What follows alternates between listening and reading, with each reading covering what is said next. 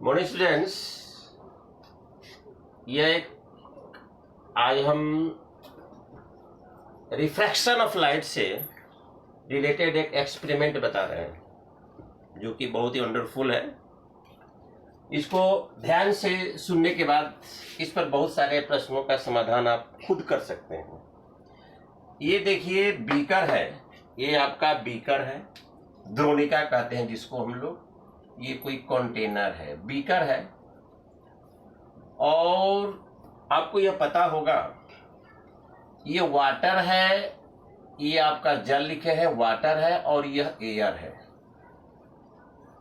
तो आप ये बताइए कि रेयर कौन है और डेंजर मीडियम कौन है, सघन माध्यम कौन है और विरल माध्यम कौन है भाई? तो जल होता है सघन माध्यम, डेंसिटी इसका ज्यादा होता है, एयर विरल माध्यम रेयरर। और आपको यह पता है जब किरणें सघन माध्यम से विरल माध्यम में प्रवेश करती है तो अभिलंब से दूर भाग जाती है। It's events is called refraction of the light. और जब किरणें पुनः विरल से सघन में आती है तो अभिलंब के करीब में आ जाती है। Also it is the called refraction of the light. Dear friends, ये आपका एक सिक्का है, ये आपका एक सिक्का है, और सिक्का पर सूरज की रोशनी या किसी भी प्रकाश के स्रोत से, चूंकि यह सभी दिशाओं में एक समान वेग से लाइट जाता है, तो मान लिया जाए ये लाइट इस सिक्का पर पड़ा, चूंकि वाटर ट्रांसपेरेंट सब्सटेंसेस है तो इस पर ये लाइट इस पर पड़ा, और सिक्का क्वाइंस एक अपारदर्शक पदार्थ है, तो ये किरणें टकराकर यहाँ तक आपका सघन माध्यम है, यह किरणें एक सेम यूनिफॉर्म में यहाँ तक आती है। अब रही बात, जैसे एयर में प्रवेश करेगी तो वह अचानक अभिलंब से दूर भागने का प्रयास, ये नॉर्मल है। Which line is the stand on the incident point? That line is the called the normal. Vertical line is the called the normal. तो ये किरणें वाटर से अभिलंब से दूर भाग जाती है और नेत्र से जाकर टकराती है। तो उसके बाद क्या होता है? What happens after it? What happens after it?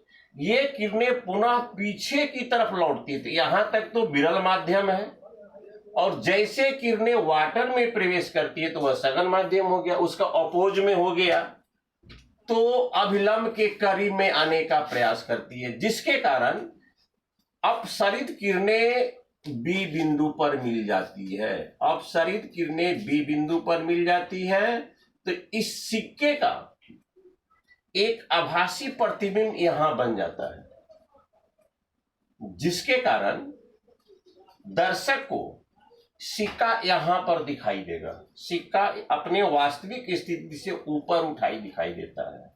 जैसे किसी बर्तन में पानी भर दीजिए, उसमें एक स्टिक को रख दीजिए तो उसका निचला हिस्सा टेढ़ा महसूस होता है। या कभी आपने स्नान करने गया होगा गंगा वगैरह नदी, सागर या महासागर के तट पर, तो लगेगा कि पानी की गहराई कम है, लेकिन पैर जब उसमें डालेंगे तो आप हो सकता है कि आपको कुछ अनबैलेंस और पानी बहुत गहराई में आप जा सकते हैं। These example of the refraction of the light. It is the most important of CBSE board, Bihar board, and the Indian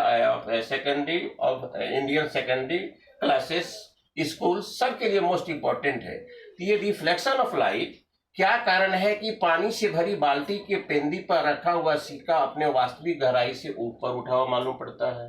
क्या कारण है कि पानी से भरी बाल्टी में रखा हुआ स्टिक, उसका निचला हिस्सा टेढ़ा महसूस होता है? all effects due to the refraction of the light।